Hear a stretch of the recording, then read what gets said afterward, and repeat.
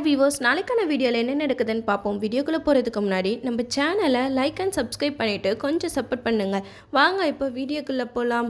மகேஷ் வந்து காலையில் எழுந்துச்சி பேப்பர் படிச்சுட்டு ரொம்பவே ஹாப்பியாக இருக்கார். அஞ்சலி தூங்கி எந்திரிச்சு வராங்க. மகேஷை பார்த்ததுமே இவங்களும் சந்தோஷமாயிடுறாங்க. என்னங்க ரொம்ப ஹாப்பியாக இருக்கீங்க? நேற்று நைட்டு நீங்கள் ரொம்ப அப்செட்டாக இருந்தீங்க, எனக்கும் ரொம்ப கவலையாக இருந்துச்சு. இப்போ நீங்கள் ரொம்ப ஹாப்பியாக இருக்கீங்க, அதனால நானும் ஹாப்பி அப்படிங்கிற மாதிரி அஞ்சலி பேச உடனே மகேஷ் சொல்கிறாங்க, அஞ்சலி நம்ம கிட்ட வம்பு பண்ணாங்கல்ல, அவங்கள கடவுள் தண்டிச்சிட்டார் பத்தியா அப்படின்னு சொல்லிட்டு மகேஷ் வந்து சொல்லிக்கிட்டு இருக்காங்க. அதுக்கு அஞ்சலி சொல்கிறாங்க, என்னாச்சு அவங்களுக்குலாம் அப்படின்னு சொல்லிட்டு கேட்க, அதுக்கு மகேஷ் சொல்கிறாங்க, அவங்க ஒரு கார் ஆக்சிடெண்ட்டில் மாட்டிக்கிட்டாங்க, அதனால இப்போ உயிருக்கு போராடி ஹாஸ்பிட்டலில் இருக்காங்க. நீ சொன்னல கண்டிப்பாக அவங்கள கடவுள் தண்டிச்சிருவாருன்னு, அதே மாதிரி தண்டிச்சிட்டார் பத்தியா அப்படின்னு சொல்லிட்டு மகேஷ் வந்து சொல்லி சந்தோஷப்படுறாங்க. அப்போ அஞ்சலி சொல்கிறாங்க, ஆமாங்க நீங்கள் சொல்கிறது கரெக்டு தான், கடவுள் வந்து நம்மளுக்கு ஹெல்ப் பண்ணி தான் இருக்காரு அப்படின்னு சொல்லிட்டு ரெண்டு பேருமே சந்தோஷமாக பேசிக்கிட்டு இருக்கும்போது ஒரு காலிங் பெல் அடிக்குது. நம்ம அஞ்சலிக்கு ரொம்பவே சந்தோஷமாயிடுது. அப்பாடா, நான் இந்த வீட்டுக்கு வந்து இவ்வளோ நாள் ஆச்சு, இவ்வளோ நாள் யாருமே காலிங் பெல் அடிக்க கூட மாட்டாங்க, இப்போ தான் ஒரு காலிங் பெல் சவுண்டு கேட்குதா அப்படின்னு சொல்லிட்டு அஞ்சலி வந்து கதவை ஓப்பன் பண்ணலான்னு போகிறாங்க. அப்போ வந்து மகேஷோட முகமே மாறிடுச்சு. இந்த நேரத்தில் யார் வந்து காலிங் பெல் அடிக்கிறது அப்படின்னு சொல்லிட்டு மகேஷ் ரொம்ப டென்ஷன் ஆகுறாரு. கதவை திறந்து பார்த்தா ஓட்டர் ஐடிக்காக லிஸ்ட் எடுக்கிறதுக்கு ஒரு லேடி வந்திருக்காங்க. அவங்களும் உள்ளே கூப்பிட்டு இது மாதிரி ஓட்டர் ஐடி பற்றி கேட்டுட்டு இருக்காங்க. அப்போ அஞ்சலி கேட்குறாங்க, இவங்க யார் சார் அப்படின்னு சொல்லிட்டு கேட்க, அப்போ மகேஷ் சொல்கிறாங்க, இவங்க என்னோட ஒய்ஃப் தான் அப்படின்னு சொல்லிட்டு அவங்க வந்து டீட்டெயில்ஸ்லாம் கேட்டுட்டு இருக்காங்க.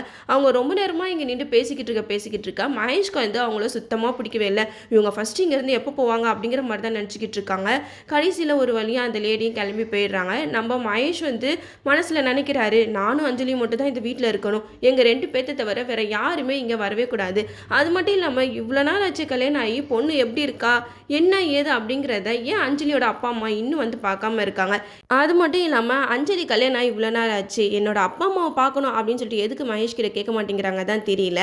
நேற்று நடந்த பிரச்சனையில் அஞ்சலி மகேஷ் கிட்ட சொல்லிட்டாங்க, இனிமேட்டு என்னை எங்கேயுமே வெளியில் கூட்டிகிட்டு போவாதீங்க, ரவுடிங்லாம் நிறைய தொல்லை வருது அப்படின்னு சொல்லிட்டு அஞ்சலி சொல்ல, அதை கேட்ட மகேஷ் வந்து ரொம்பவே ஹாப்பி ஆகிடுறாங்க. நம்ம அஞ்சலி தூங்கிட்டு இருக்கும்போது அப்போ மகேஷ் வந்து எந்திரிச்சு அங்கே இருக்கிற ஃப்ளவர் எல்லாம் தொடச்சிக்கிட்டு இருக்கும்போது ஒரு ஃப்ளவர் வாஷ் வந்து கீழே விழுந்துடுது. அப்போது அந்த ஃப்ளவர் வாஷ் கிட்ட நம்ம மகேஷ் வந்து தனியாக ஒரு மாதிரி பிஹேவ் பண்ணி பேசிக்கிட்டு இருக்காரு. என்னோட அஞ்சலி தூங்கிட்டு இருக்கா, நீங்கள் யாரும் அவளை டிஸ்டர்ப் பண்ணக்கூடாது சரியா அப்படிங்கிற மாதிரி மனநலமை பாதிக்கப்பட்டவங்களாம் எப்படி பேசுவாங்க அந்த மாதிரி பேசிக்கிட்டு இருக்காங்க. மகேஷோட கேரக்டரை கொஞ்சம் கூட புரிஞ்சிக்கவே முடியல.